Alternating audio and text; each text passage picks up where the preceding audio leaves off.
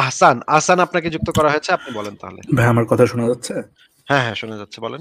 আচ্ছা, আমার প্রশ্ন ছিল যে আল্লাহ যদি জানতো যে আসিফ মহিউদ্দিন ৩,০০০ কোটি বছর হচ্ছে দোজখের আগুনে পুড়বে, তাহলে তাকে বানাইলো কেন? সে তো জানতো যে আসিফ মহিউদ্দিন নাস্তিক হবে, আসিফ মহিউদ্দিন হচ্ছে বিয়ার খাবে জার্মানিতে বসে।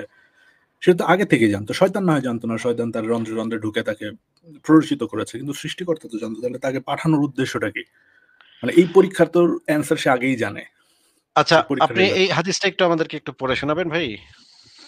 আমাকে বলছেন? হ্যাঁ, হ্যাঁ, আহসান ভাই আপনি একটু যদি পড়ে শোনাতেন।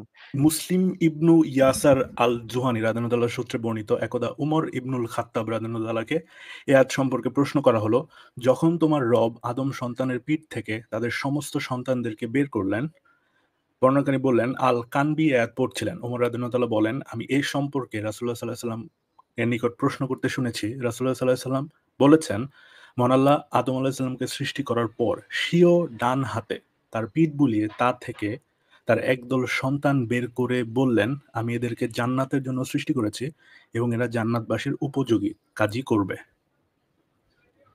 আরো পূর্ব ভাইয়া? হ্যাঁ, হ্যাঁ, একটু পুরাটা যদি একটু কষ্ট করে পড়ে শোনাতেন। অতঃপর আবার তার পিঠে হাত বুলিয়ে একদল সন্তান বেরিয়ে এনে বললেন, এদেরকে আমি জাহান্নামের জন্য সৃষ্টি করেছি এবং জাহান্নামীদের উপযোগী কাজই করবে। এই কথা শুনে এক ব্যক্তি বলল, হে আল্লাহর রাসূল, তাহলে আমলের কি মূল্য রইল? রাসূলুল্লাহ সাল্লাল্লাহু আলাইহি ওয়াসাল্লাম বললেন, মহান আল্লাহ যখন কোনো বান্দাকে জান্নাতের জন্য সৃষ্টি করেন, তখন তার দ্বারা জান্নাতবাসীদের কাজই করিয়ে নেন। শেষে সে জান্নাতীদের কাজ করেই মারা যায়। আর আল্লাহ এর বিনিময়ে তাকে জান্নাতে প্রবেশ করান। আর যখন তিনি কোনো বান্দাকে জাহান্নামের জন্য সৃষ্টি করেন, তখন তার দ্বারা জাহান্নামীদের কাজ করিয়ে নেন। অবশেষে সে জাহান্নামীদের কাজ করে মারা যায়। অতঃপর এজন্য তিনি তাকে জাহান্নামে প্রবেশ করান। আচ্ছা, এই হাদিস অনুসারে আমি যে কাজগুলা করছি এগুলো আমাকে দিয়ে কে করিয়ে নিচ্ছে? সৃষ্টিকর্তা করিয়ে নিচ্ছে।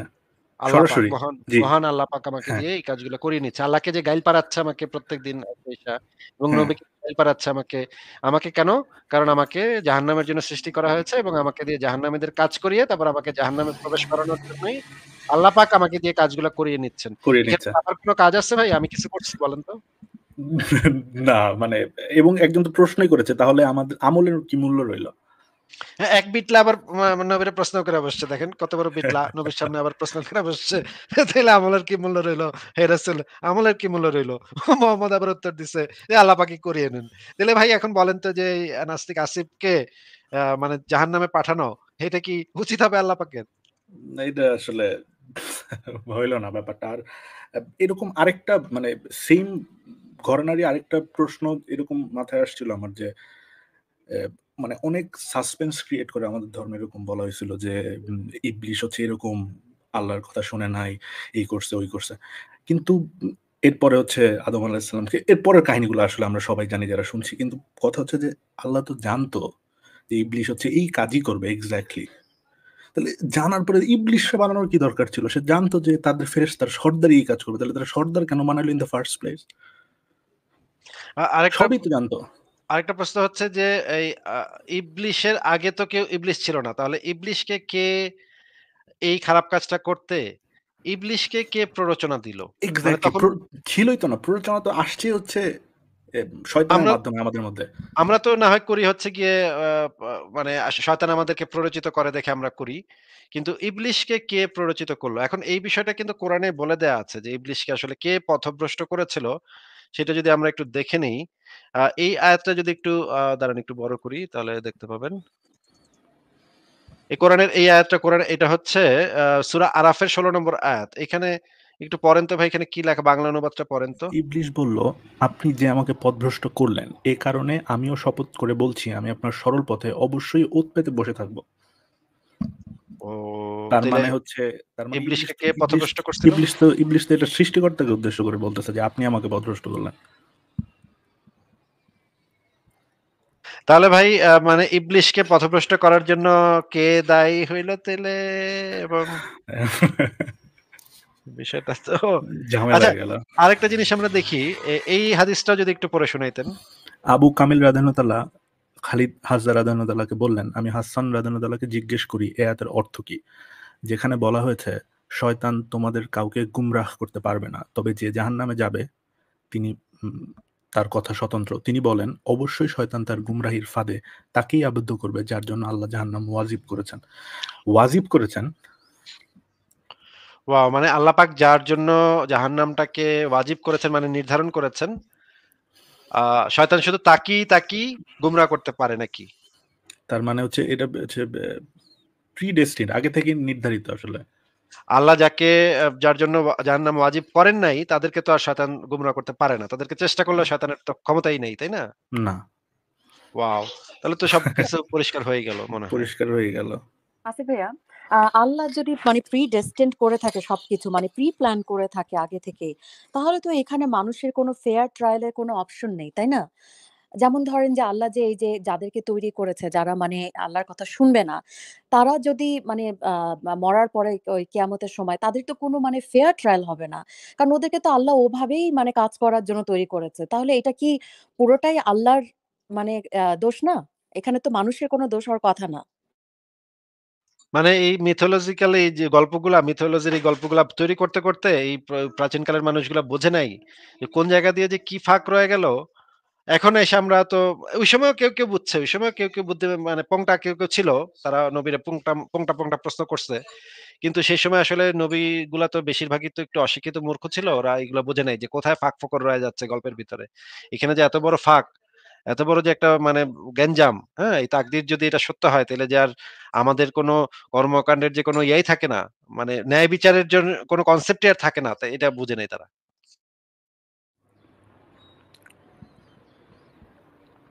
হ্যাঁ, আহসান সাহেব আপনি কি আর কিছু জি, বলবেন? জি ভাই। আরেকটা ব্যাপার ইয়ে ছিল আরকি, যে আমি আমার স্বল্প জ্ঞানে বিভিন্ন ধর্ম সম্বন্ধে যতটুকু বুঝলাম যে প্রত্যেকটা ধর্মেই ধর্মের সৃষ্টিকর্তারাই তার অনুগত বা অনুসারীদের প্রচন্ড বেশি ভালোবাসে। তাদের বাবা-মার চাইতেও বেশি। আমার কোয়েশ্চেন হচ্ছে যে মানে আমি যদি স্পেসিফিক্যালি আমার নিজের মার কথাই বলি, আমি যদি একটা খুন করেও আসি, আমার মনে হয় যে আমার মা আমাকে শেল্টার দিবে। বা আমি একটা বড় অপরাধ করলাম, মাকে বললাম, "মা ভুল হয়ে গেছে, মাফ করে দাও।"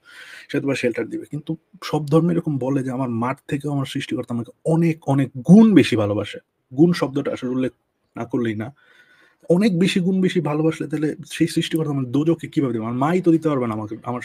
আমার মা আমাকে জ্বলতে দেখতে পারবে না। আমি যত অপরাধী করি, এটা আমার মনে হয়।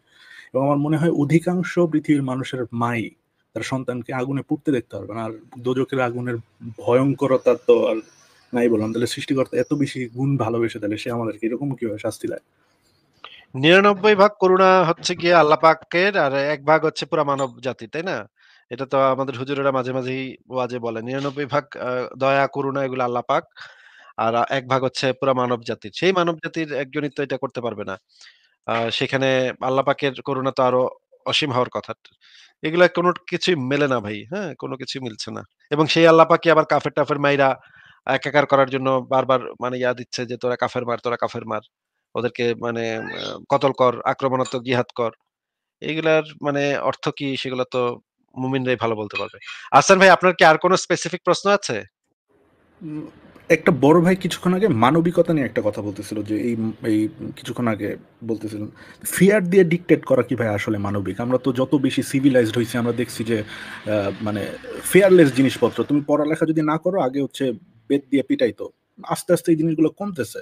ভালোবাসা দিয়ে বা যত্ন করে আমাদেরকে কোনো কিছু আদায় করার ব্যাপার আসতেছে। কিন্তু ফিয়ার দিয়ে কেন ডিক্টেট করতে হবে আসলে? মানে সব ধর্মেই মানে কিছু না পারলেই একটু থেকে একটু পান থেকে চুন খসলেই প্রচন্ড ভয়ানক শাস্তি। হ্যাঁ, এগুলা তো হ্যাঁ, ফারাজ ভাই বোধহয় কিছু বলবেন। গড় তো মানে ইসলামিক গড় তো আগাগোড়াই হচ্ছে সেই ১৪০০ বছর আগের মরু ডাকাতদের মতোই, মানে মরু ডাকাতের চিন্তা ভাবনা বলাই। আপনি চিন্তা করেন আসিফ ভাই, গড আপনাকে দিচ্ছে, আপনাকে রিজনিং দিচ্ছে যে কেন গড একটার বেশি হইতে পারবে না, আল্লাহ একটা বেশি হইতে পারবে না। তার দেওয়া রিজনিং কি, যদি একটার বেশি একাধিক গড হইতো তাহলে তারা নিজেদের মতো মারামারি শুরু করে দিত। মানে গড নিজেই তো সিভিলাইজড না। গড গড এভিডেন্স দিচ্ছে সে কেন সিভিলাইজড না, সে কেন কারোর সাথে কোঅর্ডিনেশন করতে পারে না, কেন তার মারামারি করতে হবে। সো কি বলবো? এই গোবর গণেশ মার্কা আর্গুমেন্ট তো আবার কামিং ফ্রম গড, যে অ্যাবসলিউটলি পারফেক্ট বিং, তার মধ্যে কোনো কমতি নাই, তার মধ্যে কোনো তার মধ্যে কোনো চাহিদা মাহিদা নাই, কিচ্ছু নাই। সে আরেকটা অ্যাবসলিউট পারফেক্ট বিং, তাকে সে সহ্য করতে পারবে না। তুই কেন পারফেক্ট, আমি আমি একা অ্যাবসলিউট, কেমনে এটা তো মানুষের কেমনে গুণ ভাই, জেলাসি। হ্যাঁ, সেটাই, গড নিজেই তো সিভিলাইজড না। কিন্তু দেখেন যে এই যে ইসলামের যে গড, এই গডের কিন্তু রাগ, ক্ষোভ এবং হতাশা এবং শোক এগুলো সবই আছে। যেমন ধরেন একটা হাদিসে পাওয়া যাচ্ছে যে ওই যে কিয়ামতের ময়দানে আল্লাহ পাক প্রচন্ড রেগে থাকবেন। হ্যাঁ? রাগে তার মানে সেই সময় মুসা নবীর কাছে সবাই দৌড়ায় বলবে, "হ্যাঁ, মুসা নবী বাঁচাও, বাঁচাও, বাঁচাও।" মুসা নবী বলবে, "না, না, না, আল্লাহ অনেক রাইগা আছে আজকে। হ্যাঁ, আজকে আমি পারব না।" তারপরে যাবে ইব্রাহিমের কাছে, "ইব্রাহিম বাঁচাও, বাঁচাও, বাঁচাও।" ইব্রাহিম বলবে, "না, না, না, আমি আজকে পারব না। আজকে আল্লাহ অনেক রাইগা আছে, চেতে আছে।" হ্যাঁ? তারপরে ওই যে শেষে মোহাম্মদের কাছে যাবে, মোহাম্মদ গিয়া তখন আরকি ওকালতি করবে। আচ্ছা বুঝলাম ওই হাদিসে এটা বলা আছে। এটা দরকার হলে আমি আমার বের করে দেখাবো। এই হাদিসে স্পষ্ট লেখা আছে যে ঐদিন আল্লাহ পাক প্রচন্ড চেতে থাকবে, একদম রাগে। এখন রাগ হচ্ছে একটা মানবীয় অনুভূতি, তাই না? রাগ হচ্ছে গিয়ে মানুষের বিভিন্ন হরমোনাল কারণে হৃৎপিণ্ডের যে গতি আ এইগুলার কারণে বিভিন্ন মানুষের ভেতরে যখন এই জিনিসটা তৈরি হয়, হতাশা তৈরি হয় যে যেই জিনিসটা সে চাচ্ছে সেটা হচ্ছে না বা যেই জিনিসটা সে প্রত্যাশা করছে সেই জিনিসটা উল্টাটা হচ্ছে। এই রকমের ঘটনা ঘটলে মানুষের রাগ হওয়ার কথা। কিন্তু একটা all knowing being যে সমস্ত কিছু পুঙ্খানুপুঙ্খভাবে জানে, সে আবার রাইগা যাচ্ছে। মানে চিতা ফায়ার হয়ে আছে। এইটা কিভাবে সম্ভব? ফারাজ ভাই কি বলবেন এটারে? সেটাই ভাই, আপনি অ্যাবসলিউটলি জানেন এটাই হবে। এমন না যে এই ইনফরমেশনটা আপনার কাছে নতুন আসছে। আপনি আহ, একেবারে আগে থেকেই জানেন, মানুষ সৃষ্টি করা একদম আগে থেকেই জানেন যে অ্যাবসলিউটলি এই জিনিসটাই হবে। যাই না বুঝে মানুষ বানায় যখন আপনি দেখতেছেন তাদের বিচার করতে হবে, তখন আপনি রেগে যেতেছেন। It doesn't make sense at all. মানে 1400 বছর আগে ডাকাত টাকাতরা যদি গড সম্পর্কে ডিসক্রাইব করে, তাহলে তারা এই ধরনের স্টুপিড ডিসক্রিপশনই দিবে, যেটা 2 মিনিট চিন্তা করলে বোঝা যায় যে কত স্টুপিড একটা ক্লেম এগুলা। যদিও কোনো প্রমাণ নাই, শুধুমাত্র ক্লেমই কতটা একটা স্টুপিড ক্লেম। যেমন ধরেন ধরেন ফারাজ ভাই আমি একটা মানে মনে করেন একটা হুইস্কির গ্লাস কিনছি অনেক দামি এবং অনেক সুন্দর। এটা আমার খুবই ফেভারিট একটা গ্লাস। আমি একদম নিশ্চিতভাবে জানি যে কালকে সকাল ১০ টার সময় আমার ছেলেটা যখন খেলবে, খেলতে, খেলতে এই গ্লাসটারে ধাক্কা দিবে, গ্লাসটা মাটিতে পড়ে ঠাস করে ভেঙে যাবে। এই জিনিসটা আমি একদম হুবহু জানি। ঠিক ১০টা ৩ এ এই ঘটনাটা ঘটবে এবং এটা আমার জেনে বুঝে কিনছেন ওইটা। জেনে বুঝেই কিনছি। হ্যাঁ? আমি জানি যে এই ক্লাসটার আয়ু কালকে ১০টা ৩ মিনিট পর্যন্ত। এবং আমিও দেখতেছি যে বাচ্চাটা আমার ছেলেটা আমি ৯:৩০ থেকে দেখতেছি আমার বাচ্চাটা খেলতেছে, খেলতেছে। আমি অপেক্ষা করতেছি কখন সে গ্লাসটা ভাইঙা ফেলবে। এবং গ্লাসটা ভাঙার সাথে, সাথে মনে করেন আমি রাগে চিৎকার করে উঠলাম, "ওই তুই আমার গ্লাস ভাঙলি!" মানে এইটা কোন সেন্স মেক করে ভাই? এটার একটু এক ডিগ্রি যদি আগায় না নাসিব ভাই, এখন যদি ওইটা তো আপনার একটা স্যাডিস্ট একটা সাইকোটিক ক্যারেক্টার হিসাবে ইয়ে করে, আপনি যেভাবে ডিসক্রাইব করলেন ঘটনাটা, ওটাকে যদি আল্লাহর মতো আরেক ডিগ্রি আগায় নেন, আপনি নিজে আপনার বাচ্চাকে দিয়ে যদি ক্লাসটা ভাঙায় নেন, সিদ্ধার্থকে নিয়েও যদি ক্লাসটা ভাঙায় নেন, আরে ভাই পুরো মাইরা দিছেন তো। এখন আরো খারাপ অবস্থা ভাই। এ কি আর করতে হবে? আপনি সিদ্ধার্থকে নিয়ে নিজে গ্লাসটা ভাঙায় নিয়ে তারপরে খেয়ে পাচ্ছেন, কত বড় সাহস হয়ে পোলা বাংসে গ্লাস। চিন্তা করেন আসিফ ভাই, কোন ক্যারেক্টারে ফেলায় সেখানে আপনাকে আপনাকে আহ, কোন ক্যারেক্টারে ডিসক্রাইব করা হইলো। তারপরে যেমন ধরেন এই যে সাদ বিন মুয়াজ, হ্যাঁ? সেই যে বেটা বনু কুরাইজা গোত্রকে পুরা মানে এই বিচারের রায়টা দিছিল। ওই বেটা মরার পরে নাকি আল্লাহ পাকের আরশ মানে কাঁইপা উঠছে। হ্যাঁ? ওই বেটা মরার সময় নাকি আল্লাহ পাকের আরশ পর্যন্ত পুরা কাঁইপা উঠছে। এত আল্লাহ পাক এত শোকে শোকিত হইছে, বুঝছেন? ভাই আমার কথা হইলো ওই বেটারে মারছে কেডা?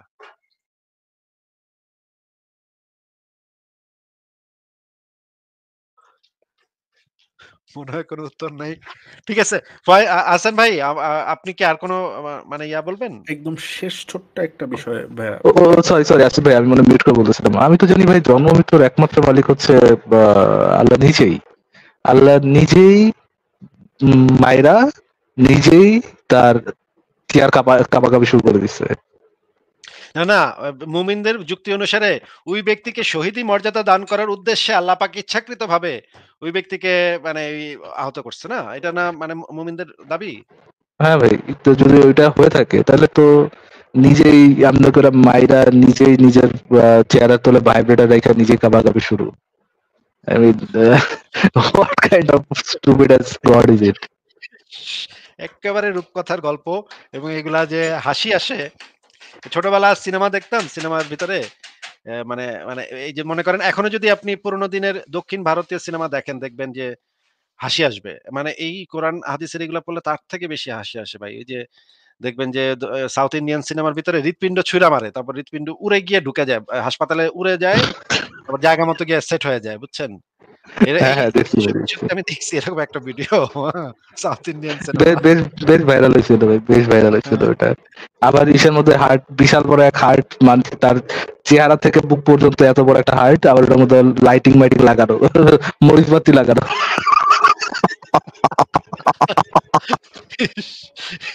এগুলা কিছু মানুষ এগুলা বিশ্বাস করতেছে, এটা ভাবতেই না কেমন গা গুলায় ভাই। মানে তা বোঝা যায় যে যারা এটা লিখছে, এই স্ক্রিপ্টটা যারা লিখছে, তারা এটা ফানি করার জন্য, এটা মানুষ যেন এটা নিয়ে কথা বলে, এটা নিয়ে যদি হাসি তামাশা করে, এই জন্য এটা লিখছে। বাট চিন্তা করেন, মোহাম্মদ এবং তার সাহাবীরা এটা যারা লিখছে, তারা জেনুইনলি মনে করছে যে এটাতে তারা বিলিভ করতে হবে, এটা না তারা জোক করতেছে না, এটা তারা রিয়ালিটি ডিসক্রাইব করতেছে। এন্ড দেন চিন্তা করেন ওই লেভেলের গরু গাথা যারা এটা সত্য মনে করে দিনের পথের দায়ী হয়ে প্রিচ করে যে কেন কেন এটা কেন এটা reasonable? না, না রিজনেবল না। কেন এটা কি অন্ধবিশ্বাস অ্যাবসলিউট করতে ট্রুথ, হবে? এটাই এটা অ্যাবসলিউট ট্রুথ। এটাকে অন্ধবিশ্বাস করতে হবে। যেটা বলা আছে সেটাই। ঠিক আছে হাসান ভাই, আপনি যদি আর কিছু বলতে চান বলেন তাহলে। একদম শেষ একটা বিষয় ভাই, লাস্ট এটা। সেটা হচ্ছে যে আমার ফ্রেন্ড গতকালকেই কোরআন যে আল্লাহর বাণী এই আর্গুমেন্টে সে বলতেছিল যে কোরআনের ভবিষ্যৎবাণী করে, মানে করা আছে। এই প্রসঙ্গে সে বলছে যে আম কোরআনের নাজিল হইছে, ভাই আমি কারেক্ট মি ইফ আই রং, আমি ভুল বলতে পারি, আমি শুনে বলতেছি। সে বলতেছে হচ্ছে যে আ আবুল আহাব জীবিত থাকা অবস্থায় বলছে, কোরআনে বলা হইছে যে আবুল আহাব হচ্ছে গোল্লায় যাবে, সে হচ্ছে ধ্বংস হয়ে যাবে এবং সে দোজখে যাবে। কিন্তু এবং ভাই এই আয়াত ১ নাজিল হওয়ার সেকেন্ড, পর ১ সেকেন্ড, ১ সেকেন্ড। আমি যতদূর জানি যে আল্লাহ পাক যখন কোনো কিছু বলে হও, তাৎক্ষণিকভাবে সেই জিনিসটা হয়ে যায়। এটা আল্লাহ পাকের একটা সিফাত যে আল্লাহ পাক যখন কোনো কিছুকে বলে হও, সাথে, সাথে তাৎক্ষণিকভাবে সেই জিনিসটা হয়ে যায়। আসিফ তো ভাই, আবু হাল তার মানে কি, মানে করোনা ভাইরাস কি আল্লাহ মানে বলেছে যে করোনা ভাইরাসকে যে তুমি হও, এজন্য করোনা ভাইরাস হয়েছে? সেটা সেটা হইতে পারে। কিন্তু আহসান ভাই যে এই যে কোরআনে যে এই সূরা লাহাবটা যে ধ্বংস হোক আবুল আহাবের হস্তদ্বয়, ধ্বংস হোক তার ব্লা, ব্লা, ব্লা স্ত্রীও খেজুর গাছের দড়ি পড়বে তার গলায়। হ্যাঁ, ভাই বিপদ আপদের সৃষ্টিকারী আল্লাহ পাক না?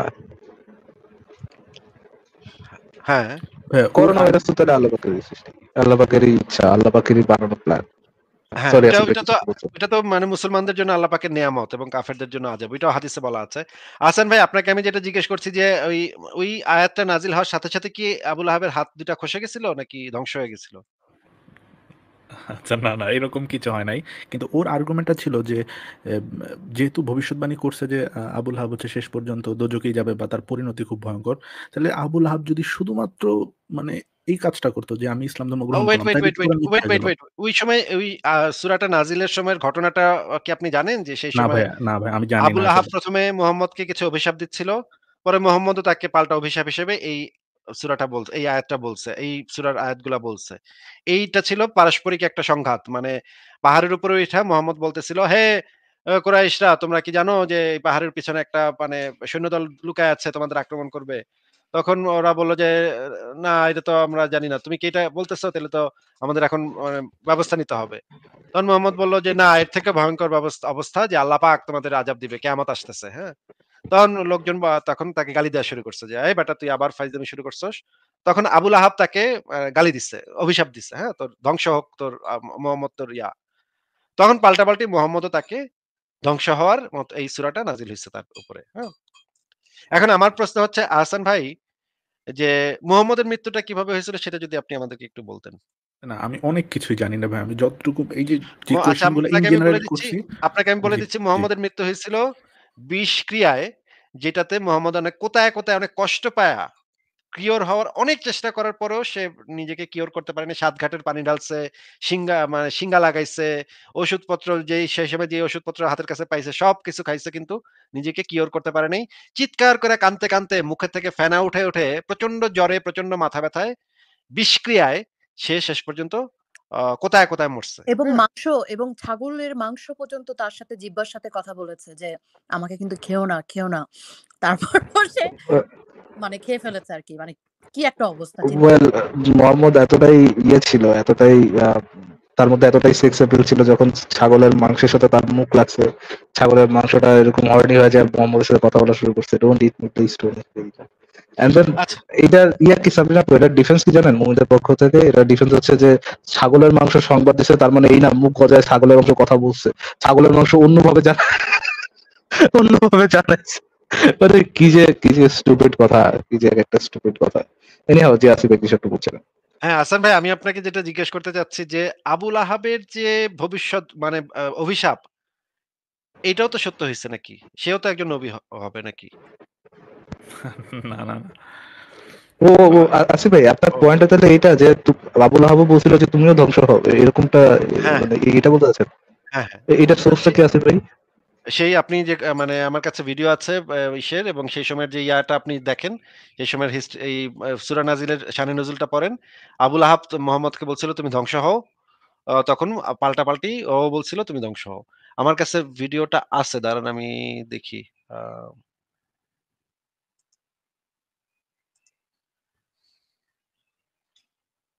আচ্ছা একটু দেখেন, হ্যাঁ? দেখেন। আবু লাহাব রাসূল আকরাম সাল্লাল্লাহু আলাইহি ওয়াসাল্লাম একটা গালি দিল, এটা বুখারী শরীফে আছে, তাব্বান লাকা সাইরাল ইয়াউম আলি হাযা জামাআতানা, এই কথা বলার জন্য আমাদেরকে আনছো, তুই ধ্বংস হ। রাসূল সাল্লাল্লাহু আলাইহি ওয়াসাল্লাম বদদুয়া দিয়ে কি বলল? তুই ধ্বংস হ। কোরআনে কারীমে অসংখ্য কাফেররা আল্লাহকে গালি দেওয়ার কথা বলা আছে, তার বিপরীতে আল্লাহ কোনো গালি ঠিক না, আল্লাহ সম্পর্কে অনেক কটূক্তি করছে, তার জবাব পাল্টা আল্লাহ তাআলা খুব একটা দেন নাই। রাসূল আকরাম সাল্লাল্লাহু আলাইহি ওয়াসাল্লাম সম্পর্কে একবার মাত্র আবু লাহাব বলছিল তুমি ধ্বংস হও, সঙ্গে সঙ্গে আল্লাহ তাআলা সূরা তাব্বাত ইয়াদা নাযিল করে বললেন তাব্বাত ইয়াদা আবু লাহাব ওয়া তাব, আবু লাহাব নিজে তার দুই হাত ধ্বংস হোক। শুধু এই বদদুয়া করেন না, এটাকে কোরআনের অংশ করে দিয়েছেন। 16 কোটি মানুষ কিয়ামত পর্যন্ত এই তাব্বাত ইয়াদা যতবার পড়বে ততবার আবু লাহাবের উপরে কি হবে? সে আমার রাসূল সাল্লাল্লাহু আলাইহি ওয়াসাল্লামকে গালি দিয়েছিল কয়বার, বদদুয়া করছিল, তার জবাবে আল্লাহ তাআলা সূরা তাব্বাত ইয়াদা নাযিল করায়া কোটি কোটি মানুষের মুখ দিয়া কিয়ামত পর্যন্ত তার জবাব দিতে আছেন। আচ্ছা, ফারাজ ভাই শুনতে পাইছেন?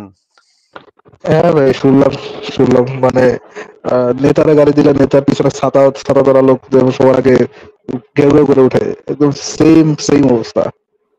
খেয়াল করে দেখেন আল্লাহরে কিন্তু আবুল আহাবরা অনেকবার গালি দিছিল, আল্লাহ কিন্তু চেতে নাই, বুঝছেন?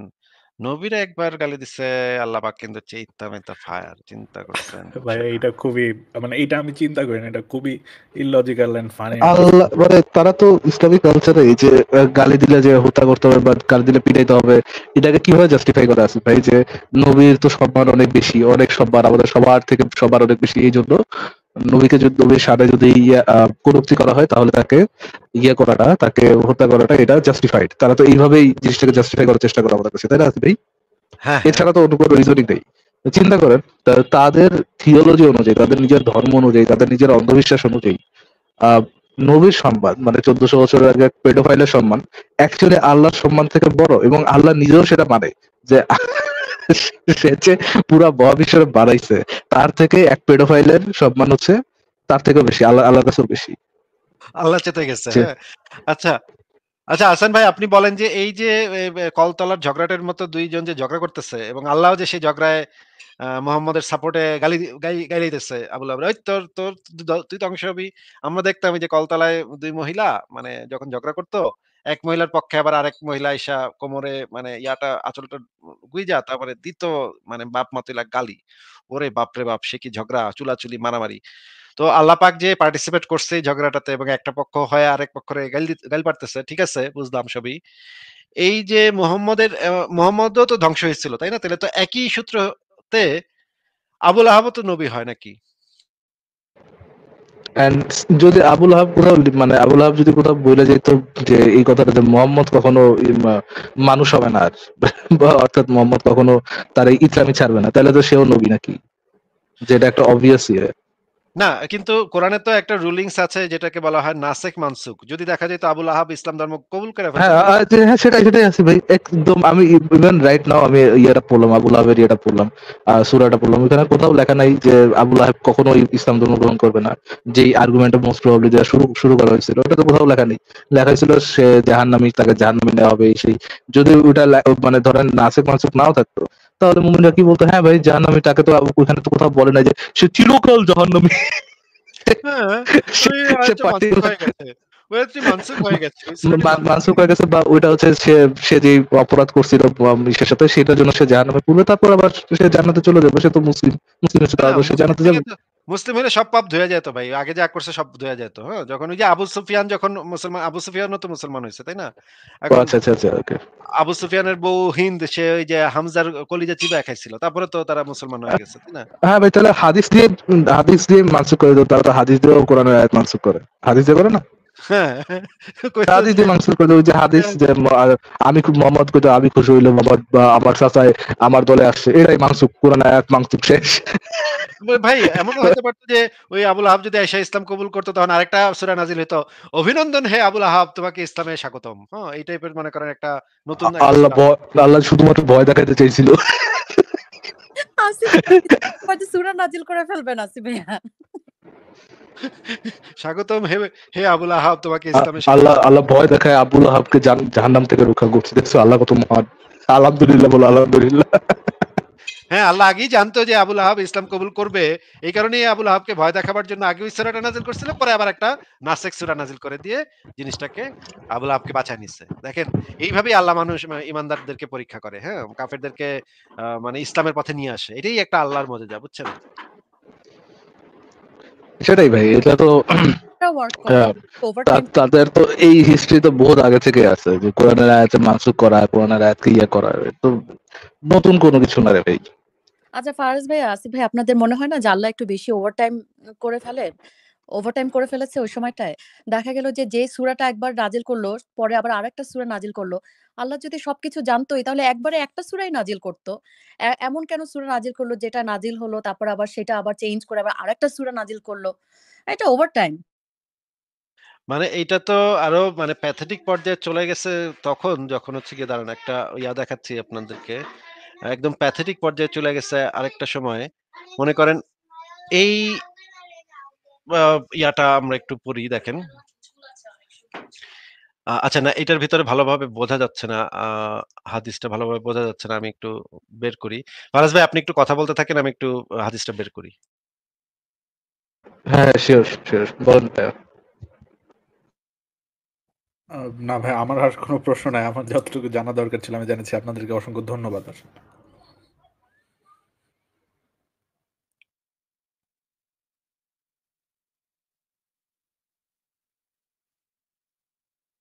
আচ্ছা হাসান ভাই তাহলে আপনাকে বিদায় জানাই। আমরা ওই হাদিসটা নিয়ে একটু আলোচনা জি, করি ভালো আপনাকে। থাকবেন। জি। আপনি ভালো থাকবেন। হ্যাঁ, ঠিক আছে। তাহলে আপনাকে বিদায় জানালাম। আমরা এই হাদিসটা নিয়ে আমরা একটু আলোচনা করি। এই হাদিসটা একটু ভালো করে পড়ার দরকার আছে। আ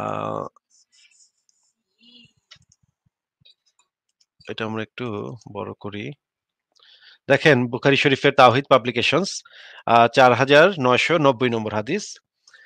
কোরআনে একটা আয়াত নাজিল হইল। হ্যাঁ? আয়াতটা অবতীর্ণ হলে নবী সাল্লাল্লাহু আলাইহি সাল্লাম বললেন, "যায়েদকে আমার কাছে ডেকে আনো এবং তাকে বলো সে যেন কাষ্ঠখণ্ড, দোয়াত ও কাঁধের হাড়" রাবী বলেন অথবা তিনি বলেছেন কাঁধের হাড় এবং দোয়াত নিয়ে আসে। এরপর তিনি বললেন, "লেখো।" মানে ওই যে আয়াতটা নাজিল হইল এই যে এই আয়াতটা লিখতে বলল। আয়াতটা কিন্তু নাজিল হয়ে গেছে কামসারা কিন্তু এখন বলছে লিখতে। এমন সময় অন্ধ সাহাবী আমর ইবনু উম্মু মাকতুম নবী সাল্লাল্লাহু আলাইহি সাল্লামের পেছনে বসা ছিলেন। তিনি বললেন, "আমি তো অন্ধ, আমার ব্যাপারে আপনার কি নির্দেশ?" এই কথার প্রেক্ষিতে পূর্বোক্ত আয়াতের পরিবর্তে অবতীর্ণ হলো, সমান্বয়ে সেসব মুমিন যারা বিনা নজরে ঘরে ঘরে বসে থাকে, বিনা ওজরে ঘরে বসে থাকে এবং ওইসব মুমিন যারা আল্লাহর পথে নিজেদের জানমাল দিয়ে জিহাদ করে। সূরা নিসা ৪ নম্বর সূরার ৯৫ নম্বর আয়াত। এই আয়াতটার ভিতরে একটা পরিবর্তন এসে গেল। এই আয়াতটা পরিবর্তন হয়ে যে আয়াতটা হইল যে সমন্বয় মানে এই যে আ এই অংশটা এটার সাথে এড হইল। আগের কথাটার পরিবর্তে এই আয়াতটা নাজিল হয়ে গেল। মানে পেছনে একজন অন্ধ সাহাবী মুহাম্মদকে বলল যে, "এইটা আমার ব্যাপারে কি? এইখানে তো আমার কোন কথা বলা নাই। এই যে এই আয়াতটা নাজিল হইছে সেটার ভিতরে তো আমার কোন কথা বলা নাই। আমার ব্যাপারে কি বিধান নবী?" তখন আবার সাথে সাথেই আয়াতটা পরিবর্তন কইরা নবী বলল যে, "এই লেখো এইটা লেখো তাইলে। ওই আয়াতের পরিবর্তে এটা লেখো তাইলে।" ফারাজ ভাই এই হাদিসটা কি আপনি বুঝছেন?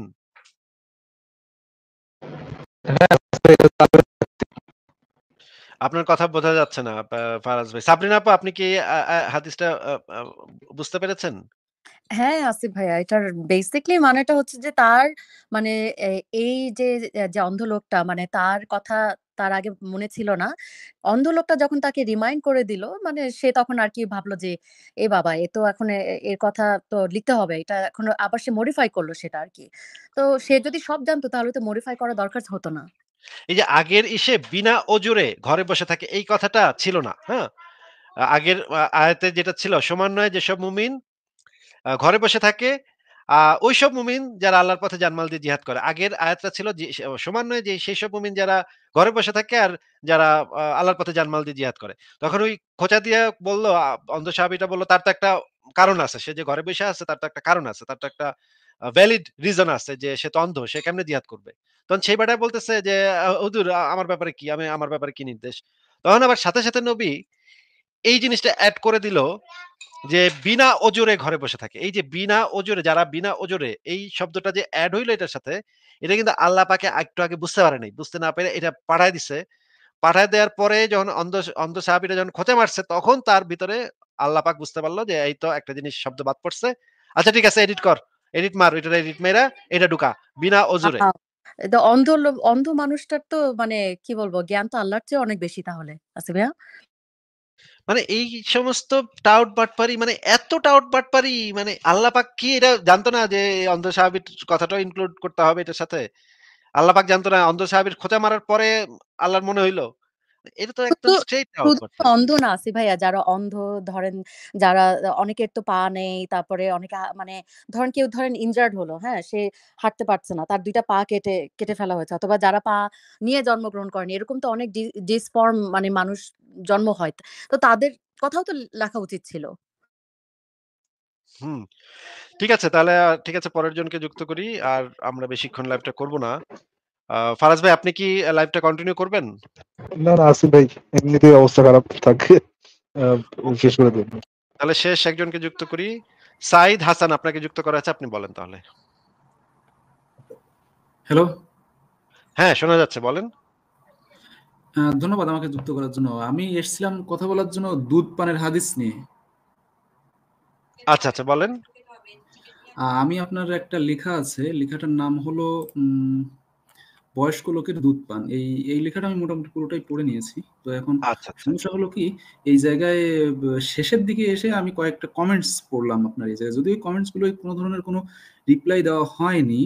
তো এই কমেন্টস গুলোতে আছে হলো আপনার আ ২ মানে সূরা বাকারার ২৩৩ নাম্বার আয়াত এবং আ আ ৪৬ এর ১৫ নাম্বার আয়াত। এইখানে এই দুধ পানের সম্পর্কে মানে অন্য আরেক ধরনের তথ্য দেওয়া হচ্ছে। যে এক জায়গায় বলা হচ্ছে এরকম যে বলা হয়েছে একটু হ্যাঁ, উক্ত আয়াতে বলা হয়েছে হ্যাঁ, একটু একটু যদি হ্যাঁ, আমাদেরকে পরিষ্কার করে বলতেন। পরিষ্কার বোঝা যাচ্ছে না আপনার কথা। আ কো সূরা এইবার কি বাকারার কত বুঝতে নম্বর পারছেন? আয়াত? হ্যাঁ, সূরা বাকারার ২৩৩ নাম্বার আয়াত। ২৩৩। আচ্ছা আমরা বের করি দেখি এটার ভিতরে কি বলা আছে দেখি আমরা। অসুবিধা তো নাই। কিন্তু এখানে তো বয়স্ক লোকের দুধ পান বিষয়ক কিছু তো এখানে আ আমি তো জানি না এখানে কিছু আছে বলে জানি না। আ এবং কেহ যদি আচ্ছা দেখি এটা এই অনুবাদটা পড়ি আল বায়ান। মায়েরা তাদের সন্তানদের পূর্ণ ২ বছর দুধ পান করাবে। দুধ হ্যাঁ, পান ২ করাবার বছর। সময় পূর্ণ করতে চায়। আচ্ছা এই আমি যেই আয়াতটার কথা বলছি সেই আয়াত তো ছাগলে খেয়ে গেছে। সেই আয়াত তো আর পাওয়া যায় নাই। এটা তো সেই আয়াত না। হ্যাঁ, না, ওইটা সে আয়াত না। এইখানে বলা হচ্ছে যে ২ বছর পর্যন্ত দুধ খাওয়াবে। এরকম একটা ইয়ে বলা হচ্ছে না? সেটা তো নাকি? সেটা তো মানে খাওয়াইতেই পারে। কিন্তু আমি যেই আয়াতের কথা বলছি সেটা তো হচ্ছে গিয়ে বয়স্ক লোকের দুধ পান সেটা তো হচ্ছে গিয়ে ৫ বার নাকি ১০ বারে দুধ মানে মাহারাম সাব্যস্ত হয়, মানে হারাম সাব্যস্ত হয়। হ্যাঁ, এখানে হ্যাঁ, তো হ্যাঁ। সেটার কোনো মানে কোনো ইয়া নাই তো এই আয়াতে। আ বুঝলাম। মানে আপনি বলতে চাচ্ছেন যে আয়াতটা আপনার ইয়ে হয়ে গেছিল, যে ছাগলে খেয়ে গেছিল, যার ভিতরে ওই আপনার ২ টা আয়াত ছিল। ওই যে দুধ পানের আর ওই আরেকটা যেন কি রজম নাকি? রজমের আয়াত, ওরকম হ্যাঁ। হ্যাঁ, রজমের আয়াত ২ টা আয়াত ছিল। ওই আয়াত ২ টা ছাগলে খেয়ে গেছিল। কিন্তু ওই আয়াতগুলো তো যেহেতু কোরআনে নেই, সেহেতু তো আমাদের কোন ধরনের কোন কিছু মানে আমাদের কাছে কোন ধরনের কোন তথ্য নেই সে না বিষয়ে। কিন্তু এইখানে বলা তথ্য তো হচ্ছে আছে। তথ্য আছে যে হযরত ওমর বলছে রজমের আয়াত কোরআনে ছিল এবং সেটা আমরা পাঠ হুম, করেছি এবং সেটার অনুসারে আমরা ব্যবস্থা নিয়েছি। এটা হুম, হযরত ওমর বলছে এবং হযরত আয়েশা বলছে যে কোরআনে ৫ বার বা ১০ বারের দুধ পানের বিধানটা ছিল। সেটা আমরা হুম। করছি, সেটা আমরা পালনও করছি। এই হুম। ইয়া তো এগুলো তো একদম স্পষ্টভাবে জানা যায়। হ্যাঁ, ওইটা তো স্পষ্টভাবে জানা যাচ্ছে, কিন্তু ওইটা তো হাদিসে, ওইটা হাদিসের চেয়ে কোরআনের ইয়ে তো হাদিসে বেশি হলে না। সমস্যা হাদিসে হলে না সমস্যা ঠিক আছে, হ্যাঁ ঠিক আছে, আমি মেনে নিচ্ছি যে হাদিসটা হাদিস থেকে ইয়ে নেওয়া যাবে, কিন্তু এই জায়গায় কোরআনে যেহেতু বলা আছে যে না, 2 বছর পর্যন্ত। কোরআনে কোনটা বলা আছে নাকি নাই, হুম। কোরআনটা তো কম্পাইল করছে যারা ওইখানে ছিল তারা তো কম্পাইল করছে। তাই না? হ্যাঁ, হ্যাঁ, হ্যাঁ, হ্যাঁ। যারা কম্পাইল করছে এই ধরনের সাহাবীদের মানে মর্যাদা তো তার থেকে অনেক বেশি। আয়েশা হুম, এবং অবশ্যই, ওমর নাকি? অবশ্যই, অবশ্যই। তাহলে তাদের বক্তব্য কি ভ্যালিড হুম। বক্তব্য না?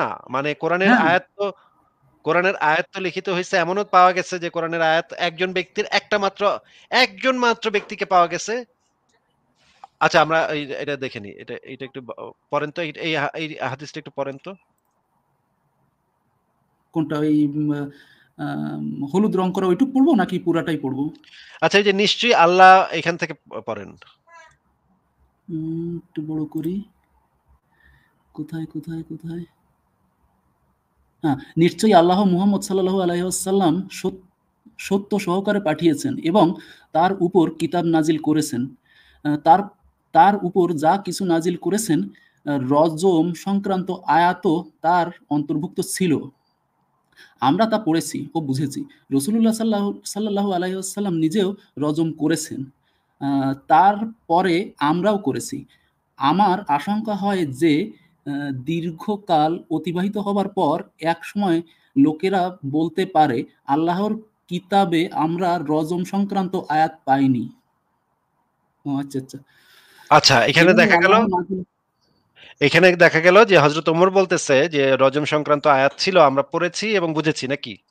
হ্যাঁ, হ্যাঁ, হ্যাঁ, হ্যাঁ, হ্যাঁ, হ্যাঁ। এবং পরে বলতেছে এরপরে দেখা যাচ্ছে কোরআনের ভিতরে এটা নাই। আচ্ছা আপনাকে আমি যে জিনিসটা আ এটা নিয়ে আলোচনা করতে গেলে তো বিরাট বড় আলোচনা হয়ে যাবে। আপনি আমাদেরকে এই জিনিসটা একটু বলেন তো যে আ হযরত আবু বকরের আমলে তো একটা কোরআন লেখা হইছিল, তাই না?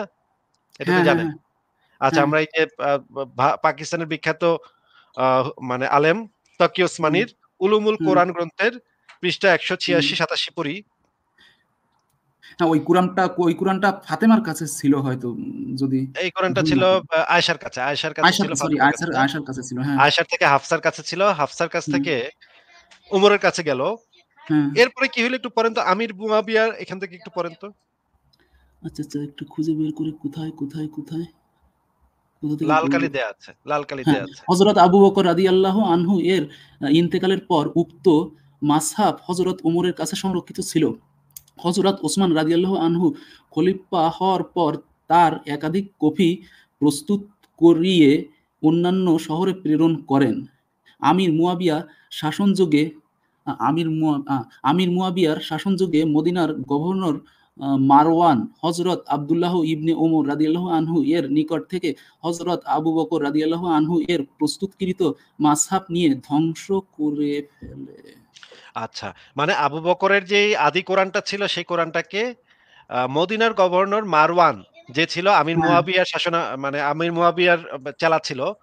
হ্যাঁ। যে ছিল হচ্ছে গিয়ে আ আ এখন আপনি ওই বলেন হাসান তো যে হোসেনকে হত্যা করে। উনি তো? হাসান হোসেনকে হ্যাঁ, যে হত্যা হ্যাঁ, করে হ্যাঁ। উনি তো? একদম, একদম, একদম, একদম। হ্যাঁ। হুম, এখন আপনি একটু বলেন তো ভাই যে এই যে আমির মুয়াবিয়ার শাসনামলে যে এই যে আবু বকরের আদি কোরআনটা যে পুড়ায় ফেলা হইলো, হুম। ওসমান যদি সেখান থেকেই কপিটা করে থাকে তাহলে এই মাসহাবটা পোড়ানোর প্রয়োজনটা হলো কি?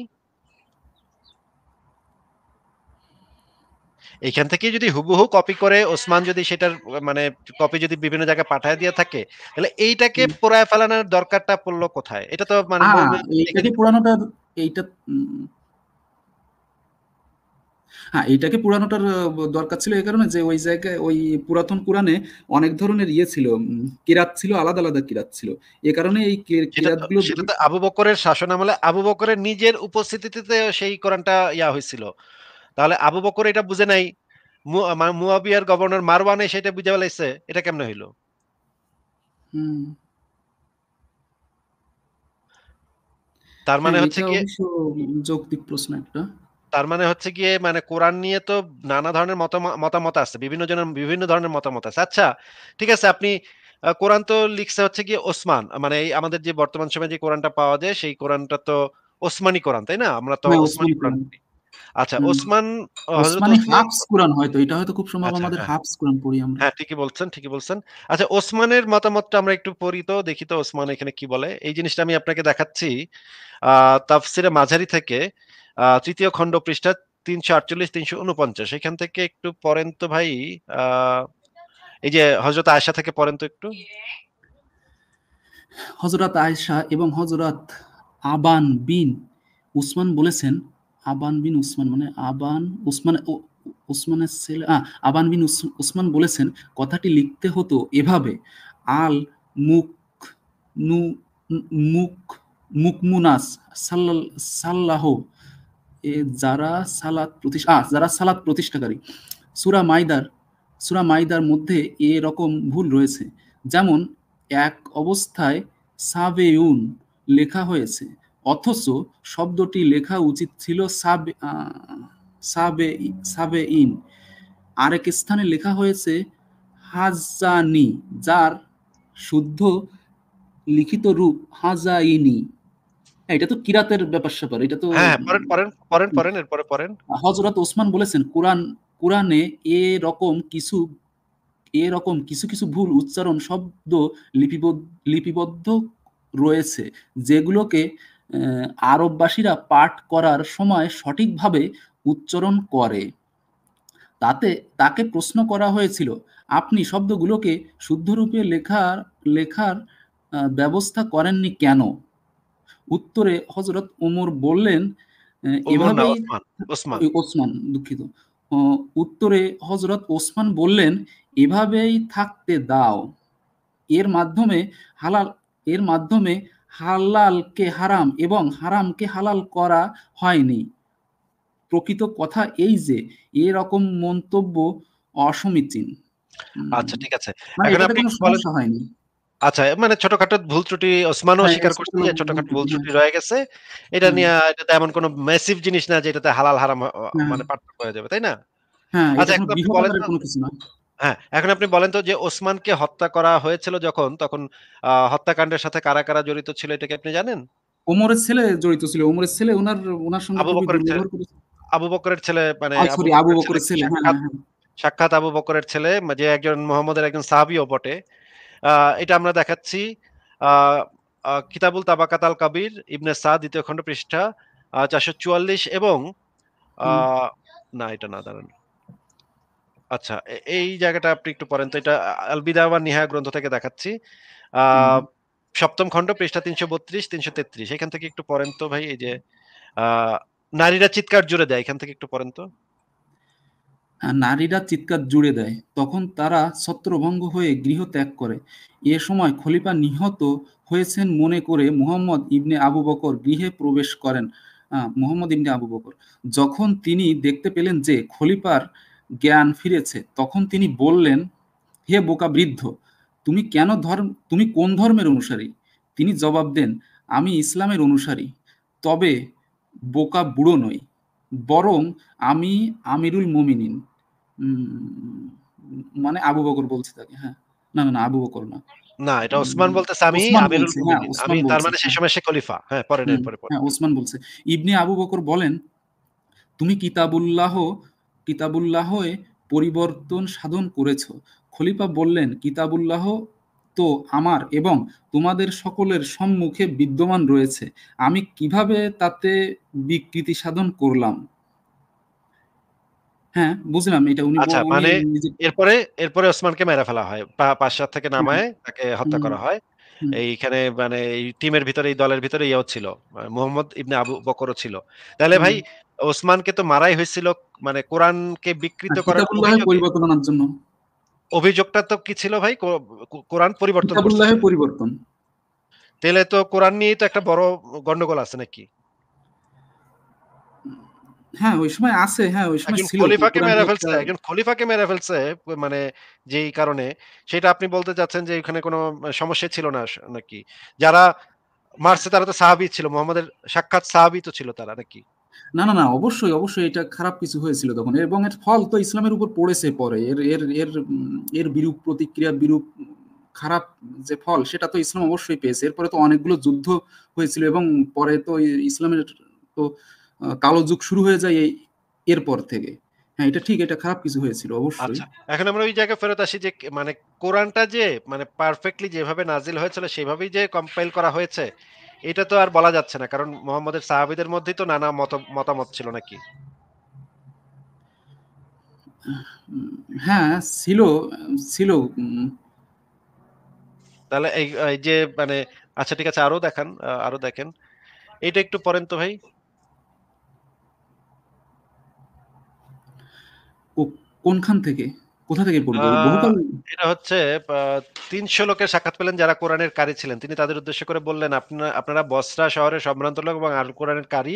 আপনারা আল কোরআন তিলাওয়াত করতে থাকুন। বহুকাল অতিক্রান্ত হুম, হওয়ার কারণে আপনাদের মন যেন কঠিন না হয়ে যায় যেমন পূর্বকার লোকেদের মন কঠিন হয়ে গিয়েছিল। আমি একটি সূরা পাঠ করতাম যার দৈর্ঘ্য কাঠিন্যের দিক দিয়ে সূরা তওবার অনুরূপ। আমাদেরকে তা ভুলিয়ে দেওয়া হয়েছে। এই কথাটা দেখতে পাচ্ছেন?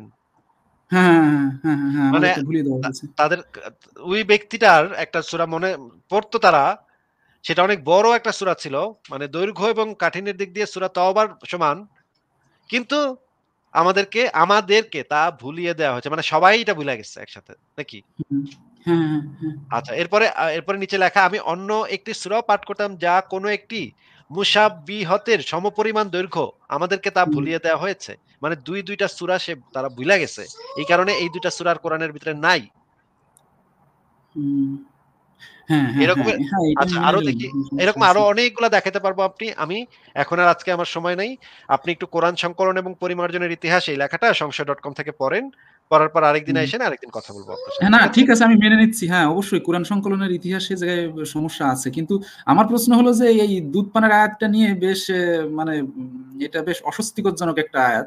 তো এটা যেহেতু খারাপ কিছু সেহেতু এটা কি মানে আপিস এটা করে তো বাদ দিছে। দেওয়ার চেষ্টা করবে মানে বাদ দেওয়ার এরা চেষ্টা এরা করব আমরা, এরা না? বুঝতে পারছে যে এটা থাকলে অনেক বিরাট প্রবলেম, হ্যাঁ? মানে একটা মহিলা তার মানে মানে এটা কিন্তু দুধ কিন্তু এমন না যে বাটিতে করে পান করাবে। এটা কিন্তু চুষে খাওয়ার কথা বলা আছে। আপনি কি জানেন এটা যে চুষে খাওয়ার কথা বলা হ্যাঁ, হ্যাঁ, হ্যাঁ, আছে, আছে। তো এইগুলো হ্যাঁ, যদি যদি থাকতো যদি তাইলে কিন্তু ইসলামের বিরাট ক্ষতি হয়ে যেত, তাই না? বিরাট সমস্যা দেখা দিত। হ্যাঁ, যদি আমরা এগুলো ত্যাগ করে দেই, যদি আমরা এগুলো বাদ দিয়ে দেই, সেক্ষেত্রে তো ভালো কিছু হচ্ছে যে এবং আপনি কি কোনো একটা খারাপ জিনিস কিছু খেয়াল হচ্ছে না। করছেন হাদিসটার ভিতরে যে মুহাম্মদ যখন এই কথাটা বলতেছে সে একটা মুচকি হাসি দিছিল। হ্যাঁ, মুহাম্মদ মুচকি একটা হাসি দিচ্ছে সে। হ্যাঁ। এখন বলেন তো যে এই আয়াত থাকলে কি হইতো বলেন তো? হ্যাঁ, এই আয়াত থাকলে খারাপ হতো। তারপরেও এই আয়াতটা অনেকেই জানে না এবং এইটা নিয়ে বেশি কারো এরকম মাথা ব্যাথা নেই। এইটা আমার মতে এটা বাদ দিয়ে দেওয়া উচিত। মানে এইটার বাদ দিয়ে নেগেটিভ দিকে ভালোই যে করছে। পরিমাণ যুক্তি আছে সেইটাই বাদ দেওয়া বাদ দিয়ে উচিত। ভালোই করছে, তাই না? হ্যাঁ। বাদ দিয়ে আল্লাহ বাঁচাইছে। বাদ গেছে এটা। থাকলে যে কি হইতো? অ্যান্ড কি করতো? ঠিক আছে, সাইদ হাসান ভাই আপনি নেক্সট লাইভে যুক্ত হেন। সেদিন আরো বিস্তারিত আলোচনা করা যাবে। আজকে আর আমার সময় নেই ভাই, হ্যাঁ? ধন্যবাদ, ধন্যবাদ, ধন্যবাদ। ভালো থাকেন আপনারা। আচ্ছা, আপনিও ভালো থাকেন। আচ্ছা। বিদায় জানাচ্ছি। শুভরাত্রি। ফারাজ ভাই, সাবরিন আপু আমরা তাহলে লাইভটা শেষ করে দেই? আপনারা কি তাহলে বিদায় নিয়ে নেন? সাবরিন আপু বিদায় নিয়ে নেন। ফারাজ ভাই মনে হয় নাই। হ্যাঁ, আসিফ ভাইয়া, thank you for adding me. সবাই ভালো থাকবেন। Good night. শুভরাত্রি। ফারাজ ভাই চলে গেছে। সাবরিন আপু চলে গেছে। আজকে তাহলে শেষ করে দিচ্ছি। নেক্সট লাইভে আবারও কথা হবে। ততক্ষণ ভালো থাকবেন। শুভরাত্রি সবাইকে।